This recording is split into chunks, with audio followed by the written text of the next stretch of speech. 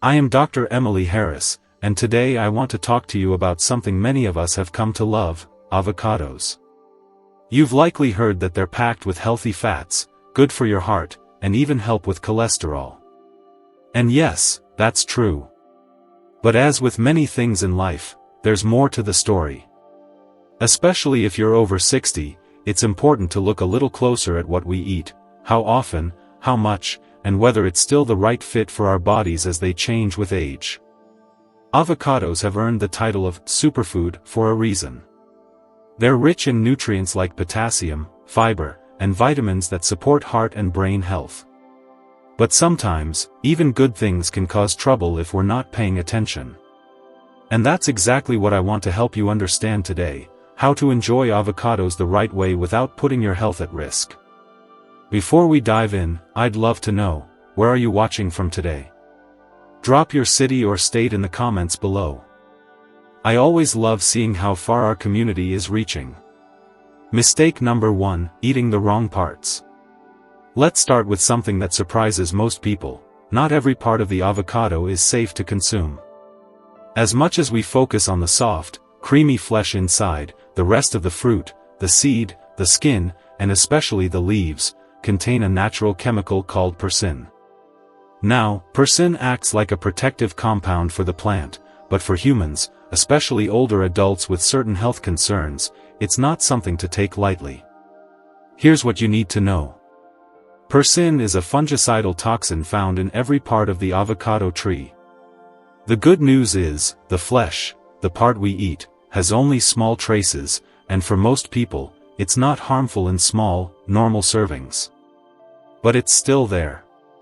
And for people with liver conditions or weaker immune systems, which becomes more common as we age, even low levels of persin can be harder for the body to process. You may have heard of folks blending avocado seeds into smoothies, thinking it's extra nutrition. Please don't try that. The seed contains the highest concentration of persin. Same with tea made from avocado leaves. It may be trendy online, but it's absolutely not safe. These parts were never meant for human consumption, and for older adults, they can add stress to the liver and digestive system. Some early signs that your body might not be tolerating persin well include fatigue, mild nausea, stomach discomfort, or even changes in skin like itching or rash. Many people ignore these signs or blame them on something else they ate.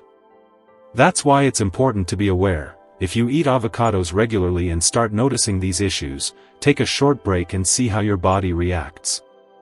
Also, if you live with pets like birds or dogs, remember that persin is extremely toxic to them.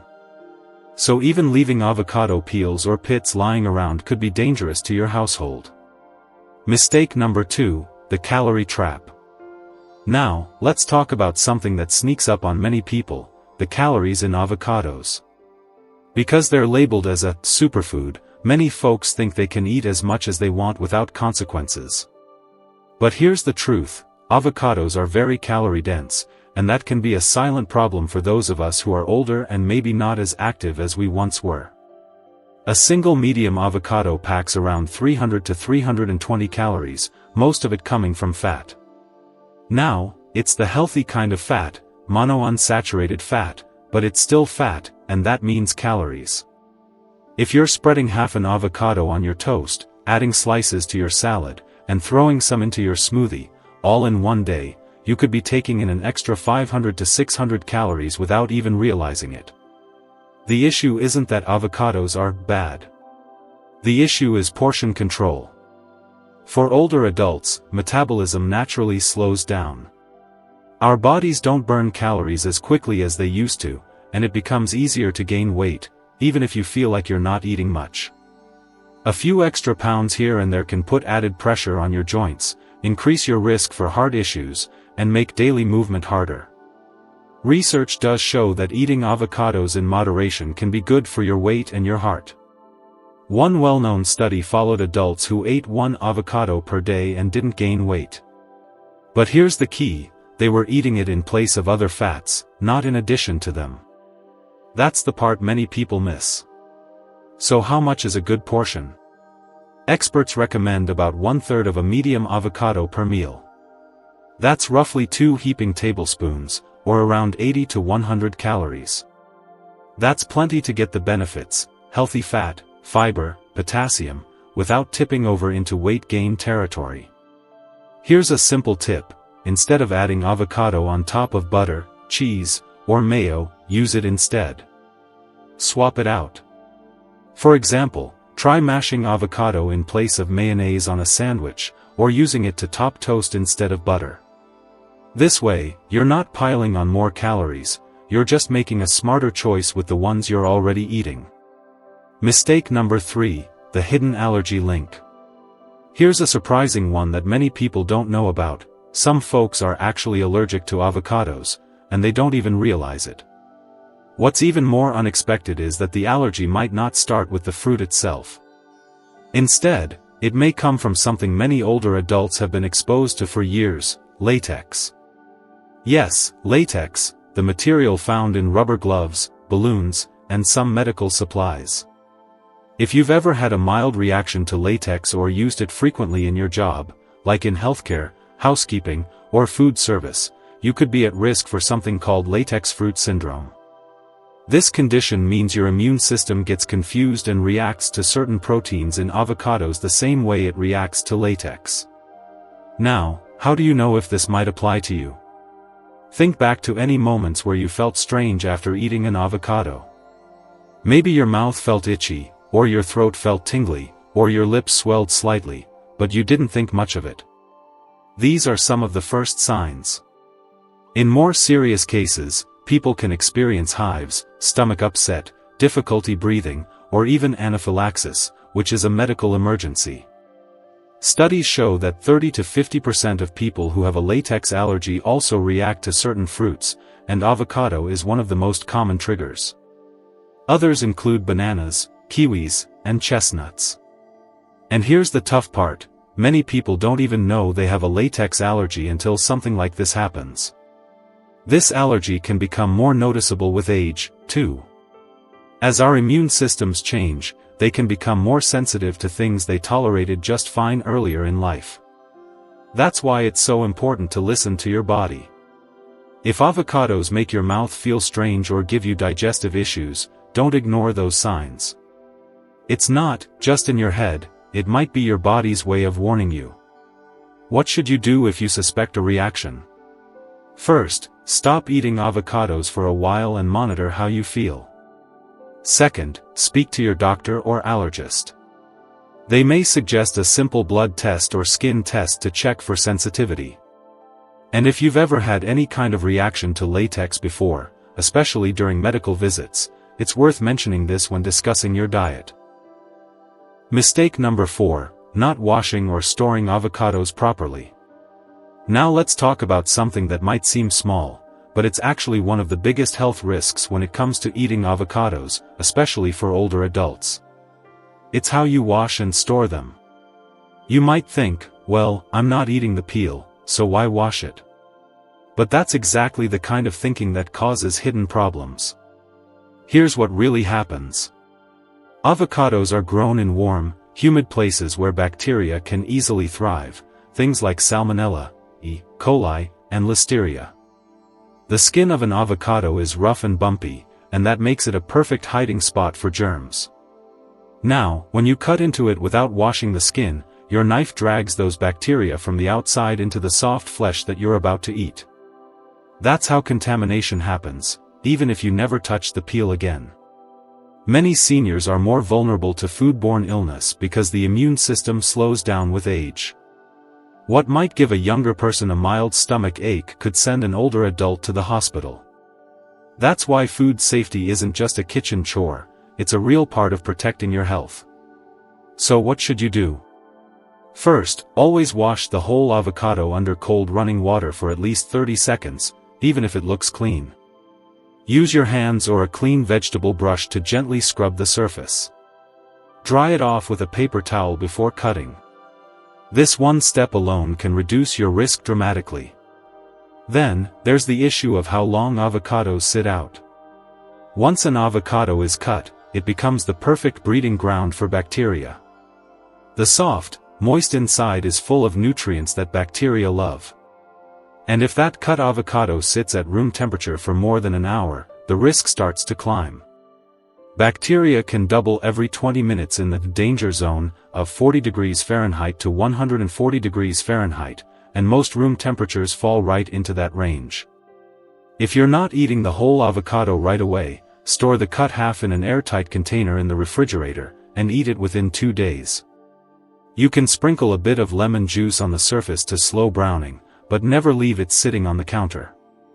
Mistake number 5, overlooking medication interactions.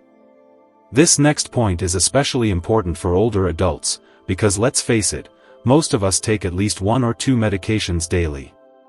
Whether it's for blood pressure, cholesterol, diabetes, or heart health, the foods we eat can either help, or quietly interfere with, how these medications work.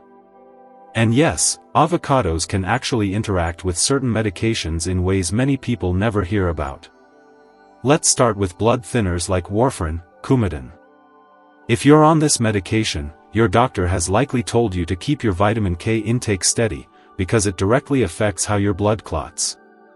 Well, here's the catch: avocados contain vitamin K, and while not as high as leafy greens, the amount can still matter, especially if you're suddenly eating avocados every day. A sudden increase in vitamin K can reduce your medication's effectiveness, raising the risk of dangerous blood clots. On the flip side, suddenly stopping avocado intake after regular use can make your blood too thin, increasing the risk of bleeding. Now let's talk about potassium, another key nutrient in avocados. A single cup of avocado has more potassium than a banana, almost 1,000 milligrams. That's great for blood pressure, unless you're on medications like ACE inhibitors, like lisinopril, ARBs, like losartan, or potassium-sparing diuretics. These medicines already raise potassium levels in the blood. Add in daily avocados, and your potassium can spike too high, a condition called hyperkalemia. That can lead to muscle weakness, irregular heartbeat, and in severe cases, heart failure. If you're taking insulin or medications for type 2 diabetes, there's more to know. Avocados are high in healthy fats and fiber, which can slow down how your body absorbs carbs, a good thing for most people. But if you're taking drugs that lower blood sugar, and you suddenly eat a big serving of avocado, your sugar might drop more than expected. This can lead to dizziness, shakiness, or even confusion, especially if you don't eat enough alongside it. Now, I'm not saying you have to stop eating avocados if you take these medications. But I am saying, talk to your doctor. Don't just start a new food habit without checking, especially one that can change your vitamin or mineral levels. It's also smart to track your symptoms. If you've recently added avocados to your diet and noticed changes in energy, digestion, or blood test results, it might be time to review the connection. Mistake number 6, ignoring how your body reacts. Here's the final point, and honestly, it might be the most important. Not every body reacts the same way to avocados. Just because something is healthy on paper doesn't mean it's a perfect fit for you. You might be surprised to know that many people, especially older adults, experience digestive problems from avocados without realizing they're connected. Avocados are high in fiber, with a single fruit providing over 13 grams. That's a lot. Now, if your digestive system isn't used to that much fiber, or if you have conditions like IBS, diverticulitis, or slower digestion due to age, that can lead to bloating, gas, cramping, or changes in bowel habits like constipation or diarrhea. But it's not just the fiber. Avocados also contain a compound called sorbitol, which is a sugar alcohol. For some people, especially those with sensitive stomachs or small intestinal bacterial overgrowth, SIBO, sorbitol can cause painful bloating and digestive upset, even in small amounts. If you've ever eaten avocado and felt unusually full, uncomfortable, or sluggish afterward, this might be why. Another thing to consider is histamine intolerance. As avocados ripen, their histamine levels increase. If you're someone who's sensitive to histamine, whether you know it or not, eating ripe avocados might trigger headaches, skin reactions, a runny nose, or stomach issues. And unfortunately, there's no test that confirms histamine intolerance clearly, so many people go years without realizing the connection.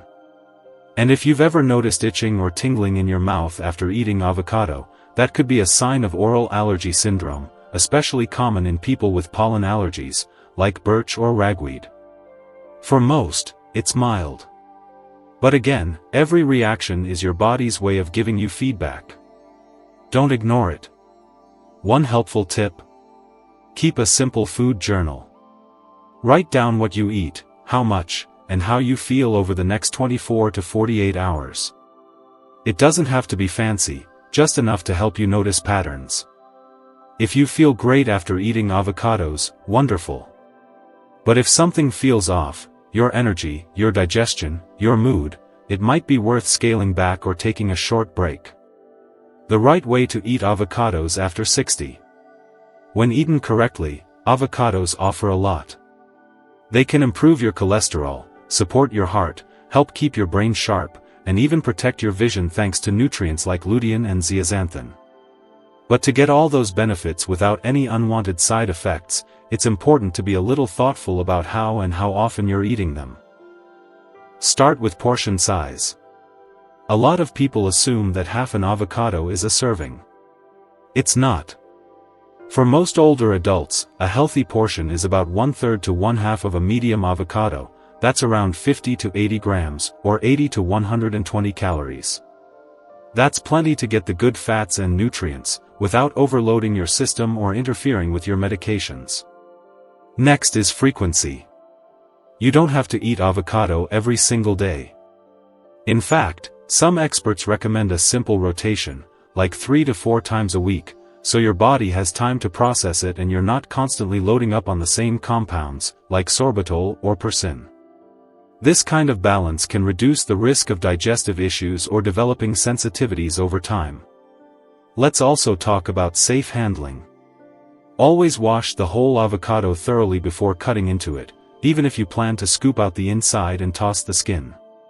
Use clean utensils and cutting boards, and once it's cut, store any leftovers in the fridge right away. Use an airtight container, and eat the remaining portion within 2 days. And remember, never leave cut avocado out at room temperature for more than 1 hour. If you're on medications, especially blood thinners, blood pressure meds, or insulin, it's a smart idea to talk to your doctor before adding avocado as a regular part of your diet. A quick conversation could help you avoid interactions that might affect how your medication works. And if you've noticed bloating, itching, or other strange symptoms after eating avocado, write it down and bring it up at your next visit. Finally, use avocado as a replacement, not an addition, to other fats in your meals. Instead of butter on toast, try mashed avocado. Instead of mayo in your sandwich, use a thin layer of avocado spread. It's these little swaps that make all the difference, especially as we age and our bodies become more sensitive to what we eat. Let's take a moment to pull everything together. If you've made it this far, I want to say thank you. I know that sometimes it feels like the rules around food are always changing, and it can be hard to keep up. But the fact that you're here, learning, asking questions, thinking about what works best for your body, means you're already on the right track. And that's what matters most. So now, I'd love to hear from you. Have you ever experienced anything unusual after eating avocados? Do you eat them every day, once a week, or just occasionally? Drop a comment below and let's start a conversation, because your story might help someone else out there. And if this guide helped you understand something new about a food you love, go ahead and give it a thumbs up and share it with a friend or loved one who also enjoys avocados. You might just save them from making a mistake they didn't see coming. Thanks for spending your time with me today. Take care of yourself, keep asking good questions, and I'll see you in the next video, where we'll uncover more surprising facts about the foods we trust most.